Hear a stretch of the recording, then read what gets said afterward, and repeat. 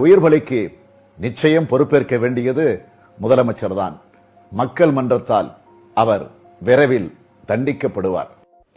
காவல் நிலைய மரணங்களில் காவலில் இருக்கும்போது யாராவது இறக்க நேரிடும் சந்தர்ப்பங்களில் முதன்மையான பொறுப்பாக அரசு மற்றும் அதன் தொடர்புடைய சட்ட அமலாக்க அதிகாரிகள் ஆகும். இந்திய அரசியலமைப்பின் பிரிவு 21 குறிப்பிட்டுள்ளபடி அதன் காவலில் உள்ள தனிநபரின் உயிரையும் சுதந்திரத்தையும் பாதுகாக்கும் அரசின் கடமையிலிருந்து இந்த பொறுப்பு எழுகிறது. குறிப்பாக சம்பவத்தில் நேரடியாக சம்பந்தப்பட்ட காவல்துறை அதிகாரிகள், மேற்பார்வை அதிகாரிகள் அலட்சியம், தவறான நடத்தை அல்லது மரணத்தை தடுக்க தவறியதற்காக பொறுப்பேற்கப்படலாம்.